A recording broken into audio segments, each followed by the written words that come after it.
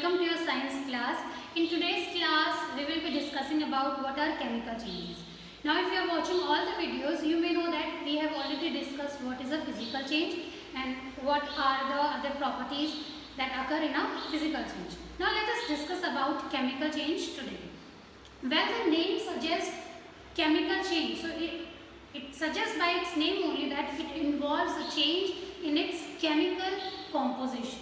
Okay, so chemical change is a result of chemical reactions. Okay, now in this process, a completely new substance is formed, unlikely the physical change. For example, if we take the example of physical change, for example, ice. So if you take the ice, if you take out the ice from the refrigerator, after some time it melts, so it converts into liquid state. Okay, when you bring it back in the refrigerator, it freezes, so it converts it. So you can reverse that change, you can reverse the physical change, but chemical change cannot be reversed. Okay, after the chemical change, a completely new substance is formed, maybe of different size, different shape, but a chemical composition change is a must in a chemical change. Now let us try to understand the chemical change with the help of some examples. For example, the first picture, in the first picture you can see these two objects. Okay, I hope you have seen these type of things at your home. So this is a bench and this is a gate. Okay, so if you will notice here that you will find that there are brown patches or a layer of brown substance over the iron. Okay, so these are the iron objects and above it brown substance appears. So this brown substance is nothing but a result of chemical change. Okay, so the iron objects, all the iron objects, if you keep the iron objects outside, so it accumulates a brownish layer, that is what we call rust. Okay, and that process is called as rusting of iron, junk lag jaya, that you call in Hindi. Okay, generally. So this happens due to the reaction between water which is present in the atmosphere plus oxygen gas which is present plus iron. So when iron come in contact with water and oxygen, it gives rise to another substance that we call rust, or it is called as the iron oxide. So this object, so the bench which you get after rusting is not iron, is no more iron now, though it looks the same, but actually if we talk about in chemical terms, in chemistry terms, it is no more iron, it has converted into iron oxide. So that is the reason why to prevent, you cannot bring back the iron after it is being rusted. Okay, you can further prevent it from more rusting by painting it or by other greasing or all that, but you cannot reverse this process. Also all these objects, this is called as the rusting of iron. Also all these objects which are made up of iron, almost all the articles like nails or shovel, kurpi, okay, or any other object, chains, if you keep it outside, so it converts into another substance due to the chemical reaction between the oxygen present in the atmosphere and the water vapors. So it accumulates a rust and it converts into iron oxide. So this type of change is also a chemical change. We will study about rusting of iron a little later in this chapter.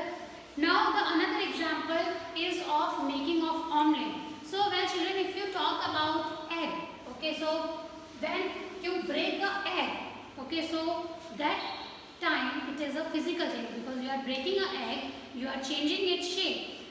That is a physical change. But once you cook it, once you make an omelette out of it, it is a chemical change. Yes, because firstly, the chemical properties of omelette is different from the raw egg.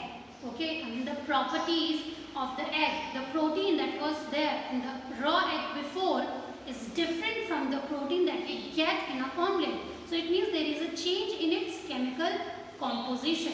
Okay, so once you make an omelette, you cannot bring back the egg again. So this type of change is called as chemical change, in which there is a change in its chemical composition, in their internal properties. Along with the change in state, changing shape or size, there is a change in its chemical composition. Almost the cooking of all the food items is a chemical change only. Now another example would be the rotting of fruits, vegetables and all these things. So this is also chemical change. Yes, because when you keep any vegetable outside, after some time you will see these patches like this in a carrot, or all these things in fruits and vegetables. So this is a chemical change, because this changes the composition of proteins, the composition of vitamins or the fats inside the foods. It alters the flavor as well as the property of the nutrients which are there inside a carrot. Okay, so that is the reason it is a chemical change, because it is changing the inside properties.